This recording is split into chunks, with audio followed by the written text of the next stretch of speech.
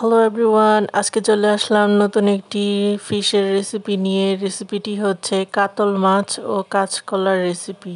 প্রথমে একটি বলে এক হালি কাঁচকলা আমরা লবণ ও হলুদের পানিতে ভিজিয়ে রাখবো 10 মিনিটের মতো, যাতে কালারটা ঠিক থাকে, কালো না হয়ে যায়।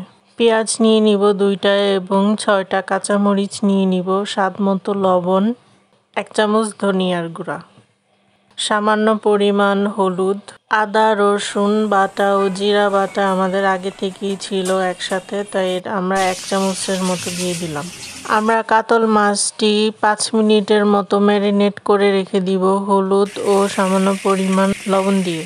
হাফ কাপেরও কম আমরা কুকিং অয়েল ব্যবহার করে মাছগুলো ভালো মতো মচমচে করে ভেজে নিলাম।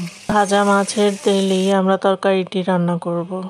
আমরা তেলটি একটি কড়াইতে শিফট করে নিলাম, তারপরে দিয়ে দিলাম জিরা বাটা, আদা রসুন বাটা, পেঁয়াজ, মরিচ, সব রকমের মশলা এবং কাঁচা কলা সব দিয়ে আমরা ভালো মতো মিক্স করে নিলাম।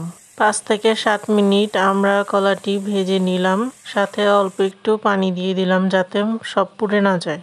তারপরে আমরা 1.5 কাপ পানি দিয়ে মাছ দিয়ে ভালো মতো নেড়ে চেড়ে ঢাকনা দিয়ে ঢেকে দিলাম। 15 মিনিট পর তরকারিটি হয়ে এসেছে। এখন আমরা তরকারিটি নামিয়ে নিব একটি বলে।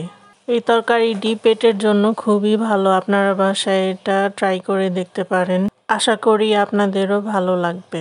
ভিডিওটি যদি ভালো লাগে please like, comment, share with your friends and family, and don't forget to subscribe our channel Sunny Road Vlogs and hit the bell icon. Please follow our Facebook page Sunny Road Vlogs. সবাই ভালো থাকবেন। ওকে, tata, by.